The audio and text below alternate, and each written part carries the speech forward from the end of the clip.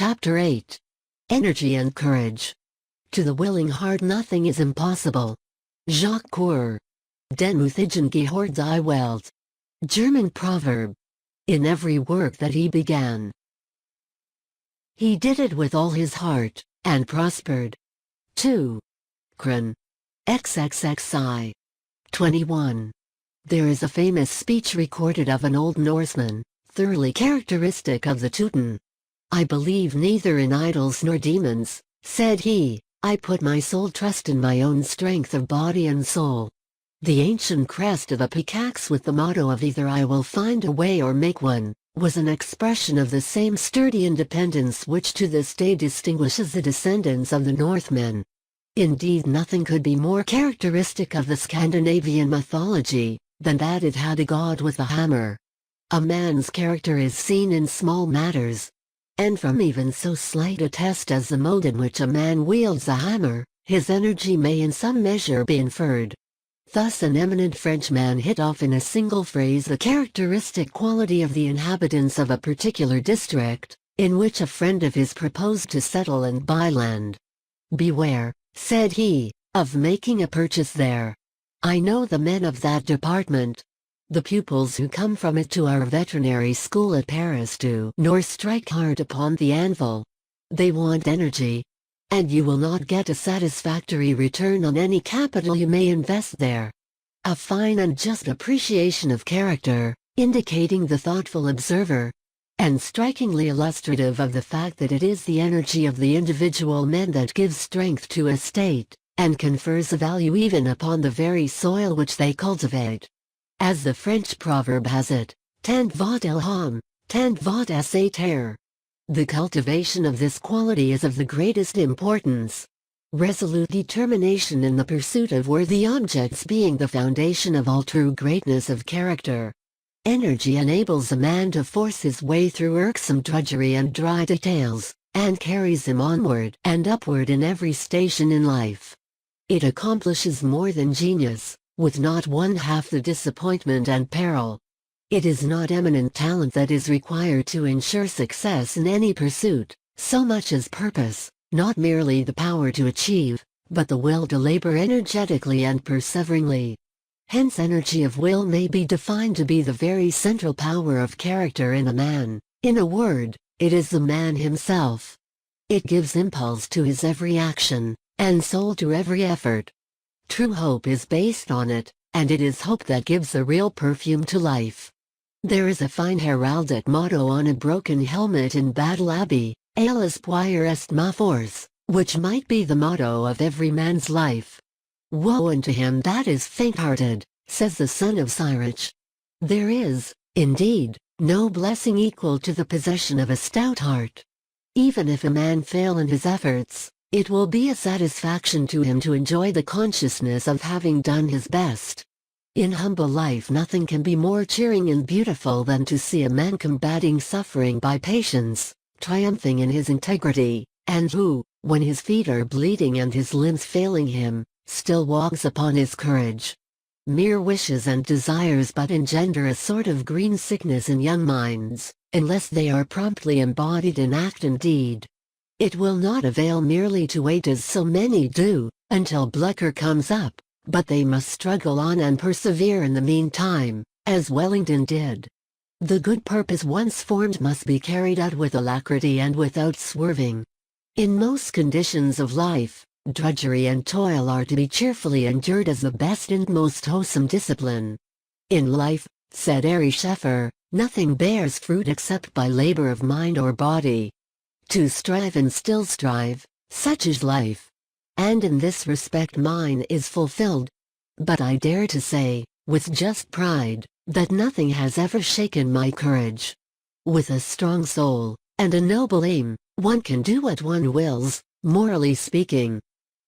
Hugh Miller said the only school in which he was properly taught was that worldwide school in which toil and hardship are the severe but noble teachers. He who allows his application to falter, or shirks his work on frivolous pretexts, is on the sure road to ultimate failure. Let any task be undertaken as a thing not possible to be evaded, and it will soon come to be performed with alacrity and cheerfulness. Charles IX of Sweden was a firm believer in the power of will, even in youth.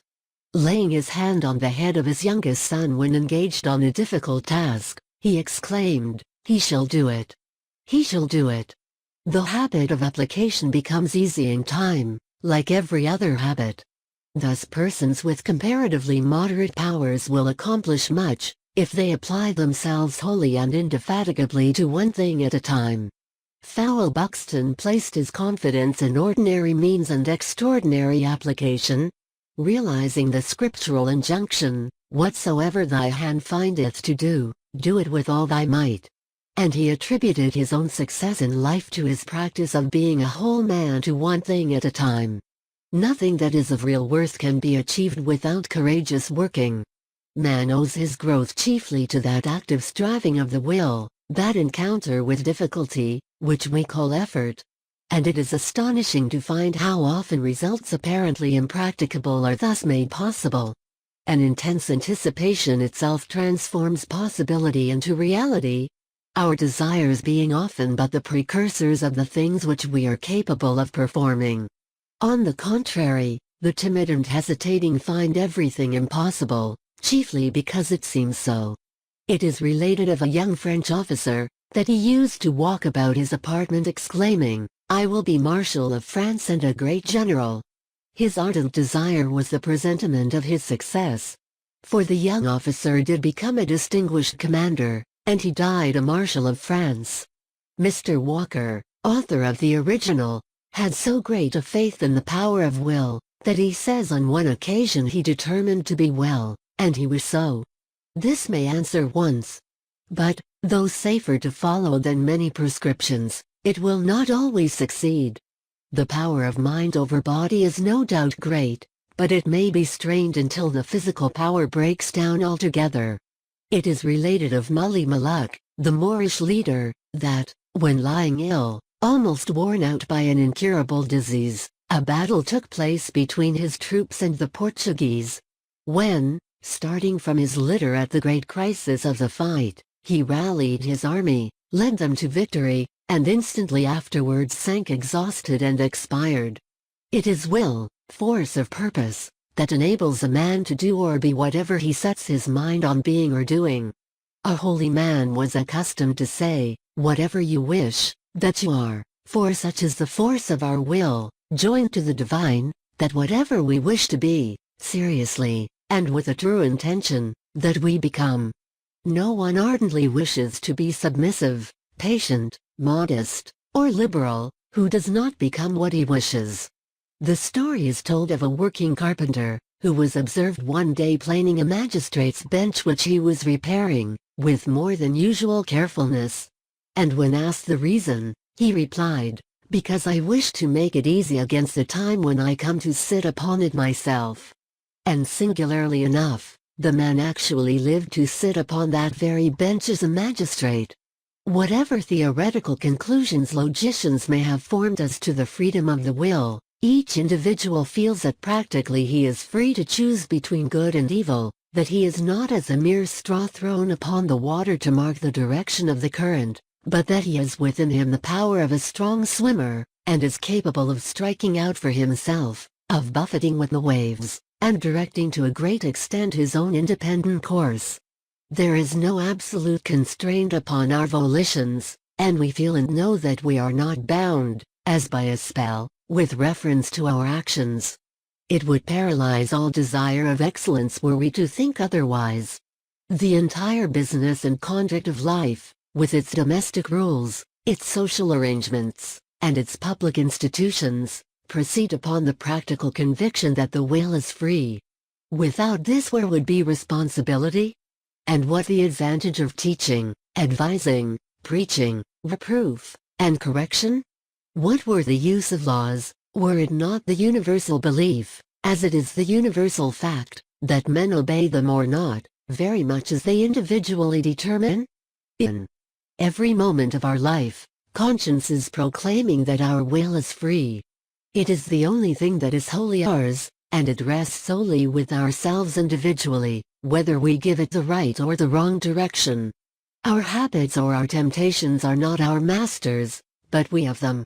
Even in yielding, conscience tells us we might resist, and that were we determined to master them, there would not be required for that purpose a stronger resolution than we know ourselves to be capable of exercising. "You are now at the age," said Lamennais once, addressing a gay youth, "at which a decision must be formed by you. A little later, and you may have to groan within the tomb which you yourself have dug, without the power of rolling away the stone.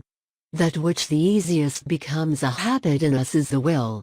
Learn then to will strongly and decisively.